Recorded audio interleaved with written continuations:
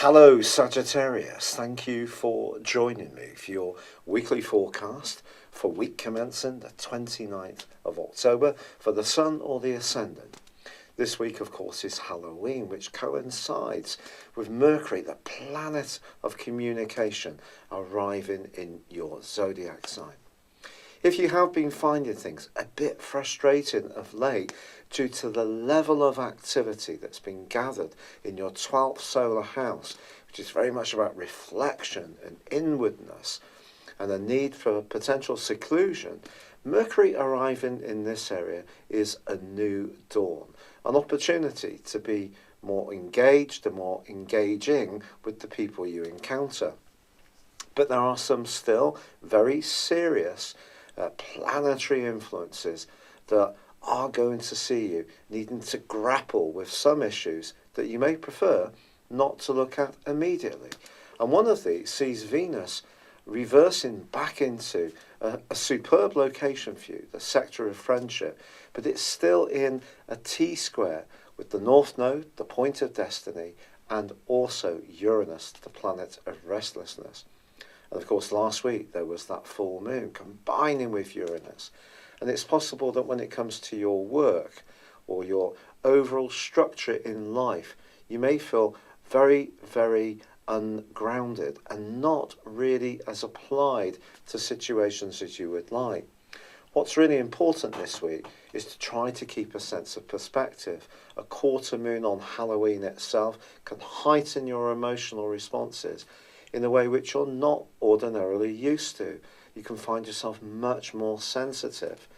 But if you can tune into the things you've been doing behind the scenes, especially around building up greater awareness of your emotional health, a great link with Saturn in the first half of this week can see you appreciating the building blocks you're putting in place for your future progress.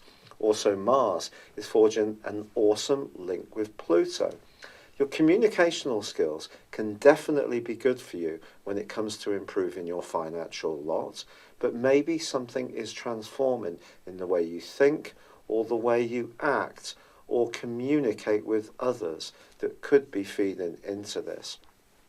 Flexibility is something that you have a great gift for, and it is going to be important for us all at this time, especially with the fixed energies, the grand fixed cross that's still very much to the fore this week.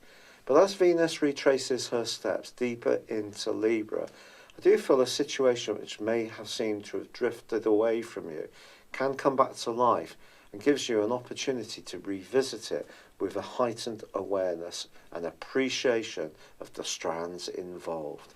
It's been a real pleasure being with you. I'd love it if you would like or comment on this video, or if you've yet to do so, please do subscribe to this channel. Thank you. Hello Sagittarius, thank you for joining me for your monthly forecast for October for the Sun or the Ascendant. The month begins with the Sun and Mercury in your sector of future plans, the 11th solar house. This is very exciting stuff. It's also an opportunity to think about your interactions with others. You're a very social creature, usually, and this is therefore a window for you to network and build up your alliances with people. If you're looking to go out and have fun, there are some challenges though this month because a collection of energy is developing in your 12th solar house. And of course you already have Venus in this location. This is more introspective, and Venus will be going into a retrograde from the 5th that will last through to the end of the month in the sign of Scorpio. Venus retrograde can make us rethink our attitude to relationships. In the 12th house, it could see you becoming much more sentimental about a past involvement. Even if you're seeing someone now, there may be some strands, emotional strands, that still need analysing to understand. It's possible also there could be some kind of reunion. Or if you're single, you may start thinking much more nostalgically about someone you used to be involved with, the proverbial old flame. For some Sagittarians, You may even actually come face to face with that person and explore if there is an opportunity to relaunch the tie. It doesn't mean to say it will go forwards, but this could be part of the process you may decide to go through. Now also on the 2nd, there is a quarter moon, and also on the 16th. On the 2nd, it's in the sign of Cancer, which is very much to do with the things you share deeply, your more passionate involvement. If you're in a tie, any kind of involvement, whether it's in a group or a friendship or a one-to-one situation where you feel your freedom to be more independent is being challenged in a way that you're not enjoying, the following week from the 2nd could see you doing some soul searching.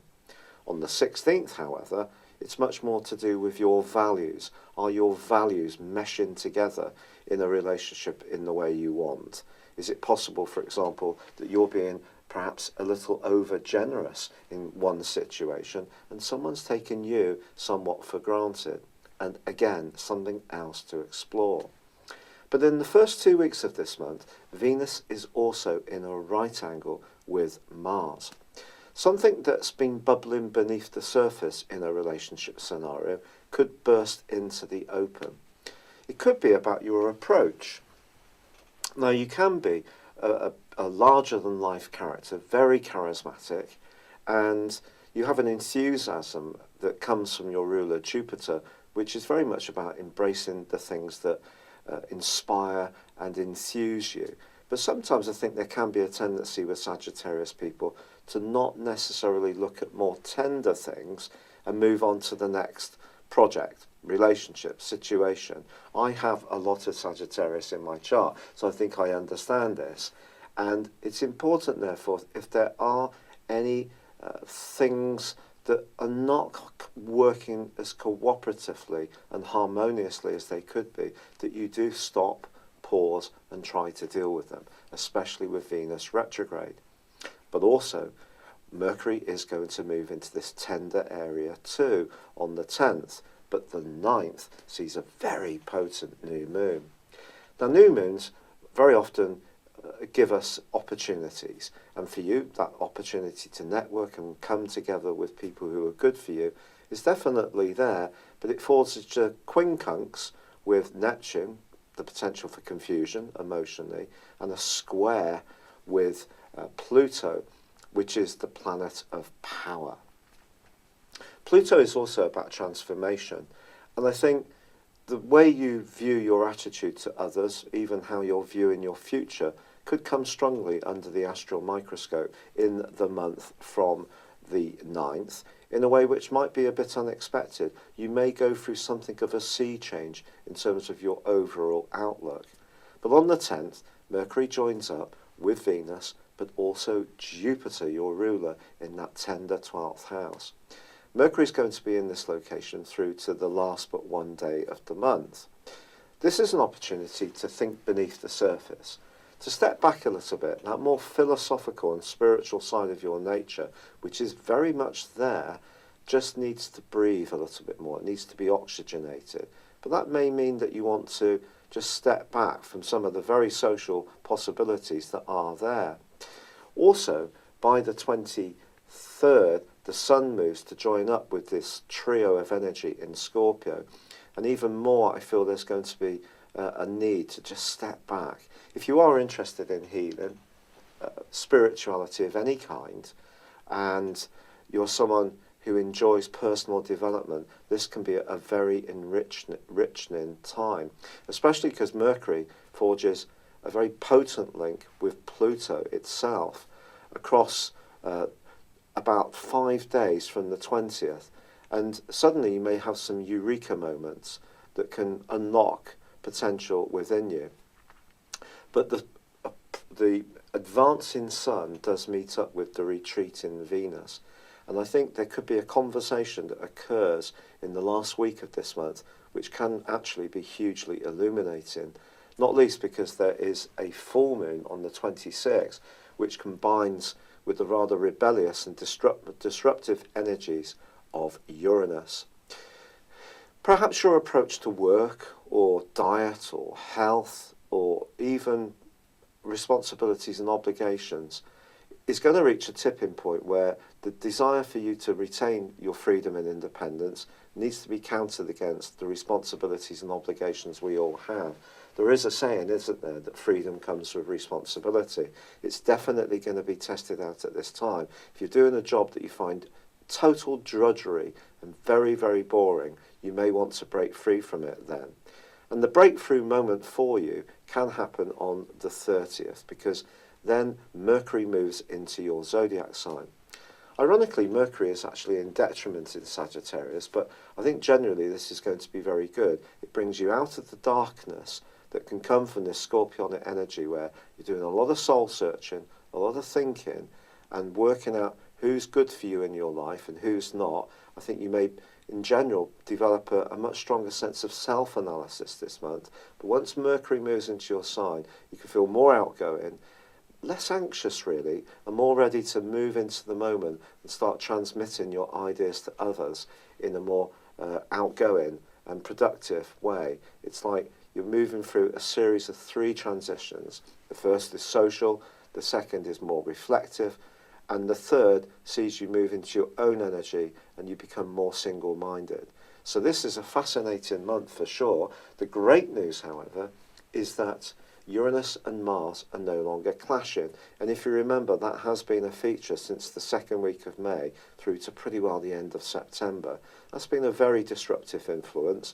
It may have created quite a lot of nervous tension for you. You may have found yourself on edge, maybe a bit more outspoken at times. There's been a bit more of a brittle atmosphere around. Well, fortunately, that has come to a close. But I must tell you about the North Node, which is the point of destiny. It's kind of like a mini Jupiterian influence.